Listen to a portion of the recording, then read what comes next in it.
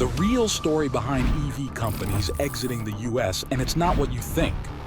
Well, on the CBS Money Watch, hybrid cars are back in the spotlight. Sales are surging. EV sales in general are declining. America's all-electric future. Demand is down for EVs. Its reign just lasted 3 months. Chinese electric vehicle giant BYD only got to be the world's top EV seller for a single quarter. Ford says it lost $3 billion before taxes over the past 2 years, and it expects to lose billions more this year.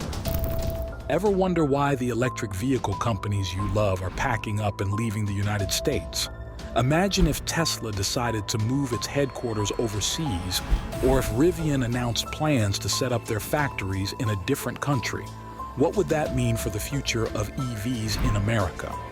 Is the U.S. market for electric vehicles not as green as we thought? In recent years, we've heard nothing but praise for electric vehicles as the next big thing in transportation. But despite the hype, some of the biggest players in the EV industry are finding it challenging to thrive in the U.S.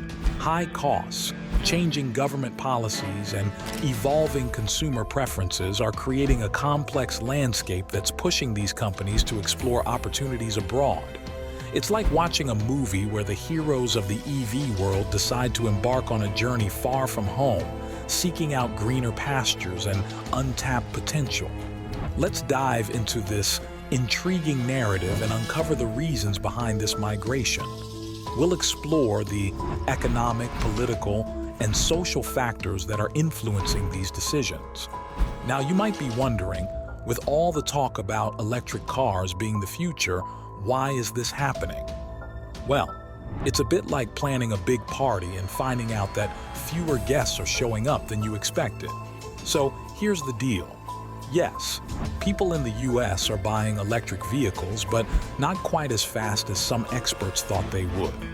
Imagine expecting a flood of people at your party, but instead, you get a steady trickle. It's still good, but it's not what you planned for. Over the past few years, we've heard again and again that electric vehicles are the future of transportation. Analysts were predicting that Americans would jump on the EV bandwagon eagerly and quickly. But the reality?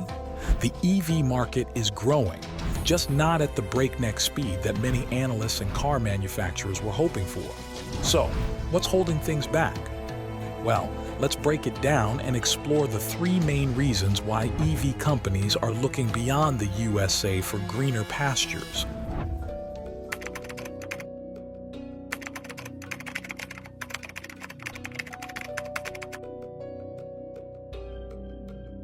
Since 2016, sales of EVs in the US have been on the rise. Back in 2017, nearly 65,000 electric vehicles were sold, and by 2022, that number had jumped to over 800,000. It's like watching a small snowball roll down a hill and gradually grow bigger. Data from Motor Intelligence shows that EV sales went up by 51% in the first half of 2023. That's a healthy increase, but it's actually a bit slower than the 71% growth we saw in the same period the previous year. But here's a real eye-opener. Tesla, which dominates the market with over half of all EV sales, just reported its lowest quarterly earnings in 2 years. This caused a massive $138 billion drop in their stock value. These signals are causing American car manufacturers to rethink their strategies. General Motors, for instance, had big plans to phase out internal combustion engines by 2035. But now, they're stepping back from their goal of producing 400,000 EVs by mid-2024. They even scrapped their collaboration with Honda to build a more affordable line of EVs. Over at Ford, executives are hitting the brakes on billions of dollars in EV investment, saying they don't yet need the extra production capacity because the demand isn't quite there. Nationwide, EV sales are down 7% so far this year, causing Ford to delay production of the next-generation electric F-150 and a 3-row SUV. GM scaled down its 2024 EV sales projections by as much as half. It's not that Americans don't want to buy EVs.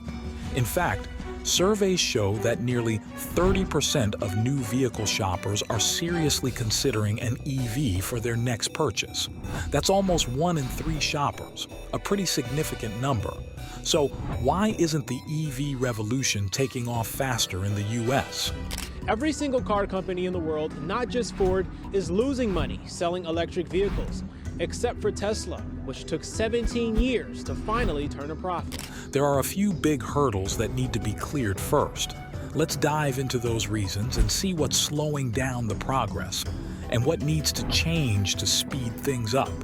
Think of it like a race car that's ready to zoom ahead. But first, it needs a smoother track and a pit crew to handle some key adjustments.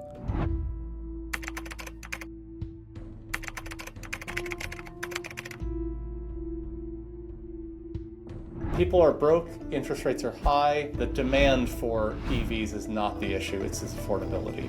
Let's talk about one of the biggest roadblocks, affordability. You see, even though prices for EVs have come down a bit and the US has introduced tax credits, EVs are still a lot more expensive than their gas-powered counterparts. With interest rates at their highest in 20 years, the price tag of an EV can be a real deal breaker for the average American car buyer.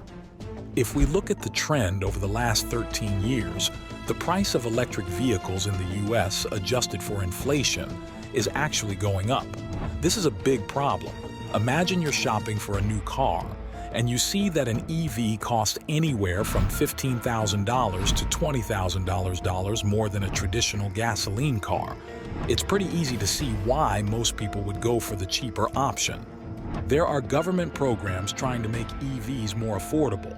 For instance, there's a federal subsidy of $7,500 to help with the purchase, and some states offer additional credits ranging from $1,000 to $7,500. These incentives can make a big difference. In fact, 5 of the top 10 states for EV adoption offer these state incentives. January 1st of 2023, the $7,500 tax credit appeared on the scene for new cars. But here's the catch. Not every state has these incentives, and even where they do exist, they don't always make a huge impact. The reality is, these incentives still can't bring the price of an EV below that of a gasoline-powered car or into a range that's affordable for the average person. Let's break it down. The median income for a family of 4 in the US is around $70,000 a year. Meanwhile, the average electric car in 2022 cost over $60,000. So buying an EV could nearly take up an entire year's salary, and that's before you even start thinking about other costs. Because of these high prices, most electric cars are currently bought by wealthier individuals.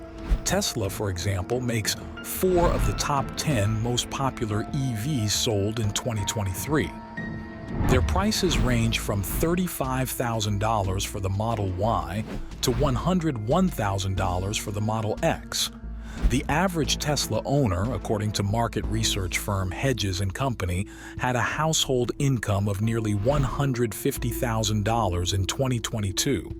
And it's not just the sticker price. While petrol-powered cars need regular maintenance and fuel, EVs come with their own set of ongoing costs. In some states, it's more expensive to register an EV. Some EVs require regular subscription fees for certain services, and repairs can be pricier. Plus, the cost of electricity can fluctuate, so it's not always cheaper to charge your EV at home compared to filling up a tank of gas.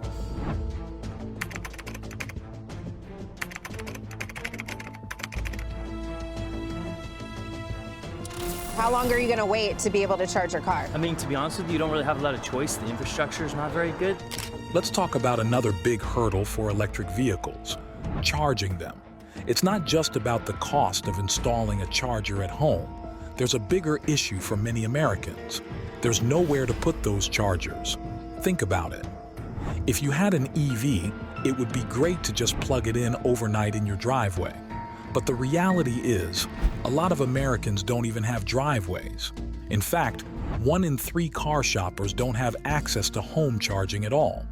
Even if you consider the time it takes to drive to a gas station, it's still much quicker and easier to refuel with gasoline than to charge an EV. Pulling up to a gas station, filling your tank takes maybe 6 or 7 minutes. With an EV, charging can take hours to get a full battery. Most people just don't have that kind of time to spare. Experts agree that building a solid network of public charging stations is essential for getting more people to buy EVs. But here's the problem. The infrastructure isn't there yet. Public charging stations are still too few and far between, especially in low-income and minority communities. And where they do exist, they often don't work properly. In fact, 1 out of every 5 attempts to use a public charger fails. A study from the University of California, Berkeley in 2022 found that a quarter of public chargers in the San Francisco Bay Area didn't work because of issues like unresponsive screens, payment system failures, problems starting the charge, network failures, or broken connectors. And as more EVs hit the road faster than new chargers can be installed, these issues lead to a lack of confidence among the public. People start to doubt whether lawmakers and car manufacturers can actually build a reliable charging infrastructure anytime soon. And when folks don't believe that the infrastructure will be there when they need it, they're less likely to buy an EV.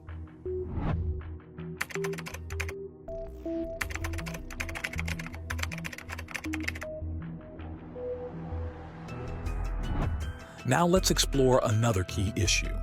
For many people, EVs are more of an addition to their garage rather than a full replacement for their gasoline-powered cars. In recent years, the surge in EV sales was mainly driven by early adopters, those tech-savvy, environmentally conscious folks who were eager to try out electric cars. These were the people who didn't need much convincing. But now, most of these early adopters already own an EV. The challenge is to get middle-income Americans on board, and so far, car companies haven't quite hit the mark in engaging this group. Interestingly, even those who do buy EVs often keep their gasoline cars. Instead of switching entirely to electric, many consumers are adding an EV to their existing lineup. Think of it like someone who buys a fancy new bike but still keeps their car for longer trips. Economists call this complementing rather than substituting. The result? The total number of cars in the household goes up, but the reliance on gasoline doesn't necessarily go down as much. One big reason for this is that people can't always find an EV that meets all their needs. I often hear folks say things like, "I can't buy an EV until there's a large SUV available. I've got carpool duty and 4 kids to pick up." The reality is, there just aren't enough EV options across all vehicle types yet. Right now, the coverage is about 40%, meaning 60% of people who want an EV similar to their current gasoline car are out of luck. This gap in availability makes it tough for many would-be buyers to make the switch. They need vehicles that fit their lifestyles, and until the market offers more diverse options, many will stick with what they know. The mainstream appeal of these cars is still not there. They're still too expensive. So, while the interest in EVs is there, the market hasn't fully caught up with the demand for different types of vehicles. This means many consumers are supplementing rather than replacing their gasoline cars, slowing down the transition to an all-electric future.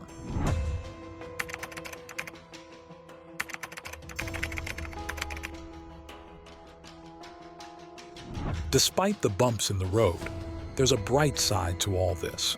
Right now, only a small percentage of cars on the road are electric vehicles, but in the next few years, that number is expected to more than double from 9% to 19%.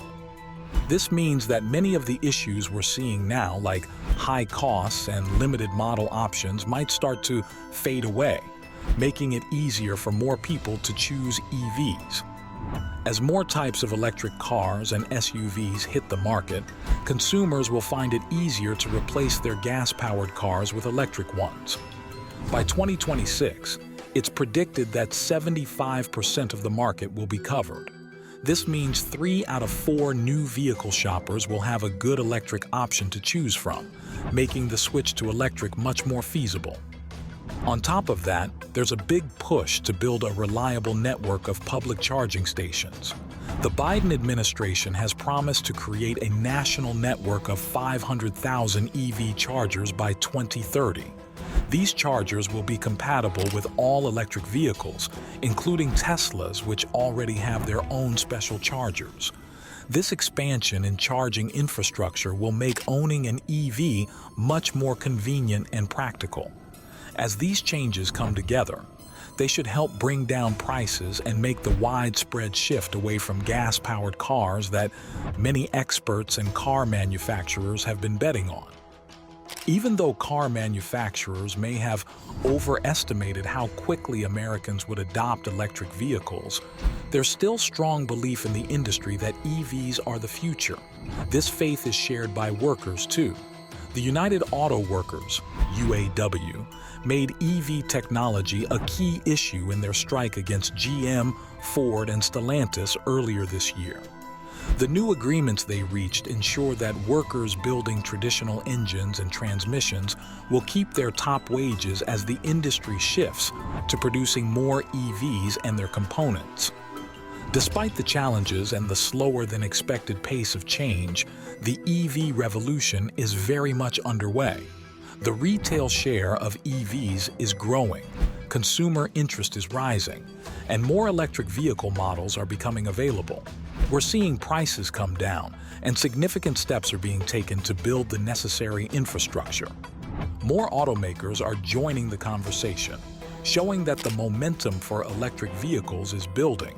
So, while it might not be happening as quickly as some hoped, the shift towards electric vehicles is real and it's picking up speed. The future of the auto industry looks electric, and as these improvements continue, more and more drivers will make the switch. Let us know your thoughts in the comment. Do you think electric car in the US is the future, or do you think these EV companies are better off moving elsewhere? And to watch the latest geopolitical news, watch this video here.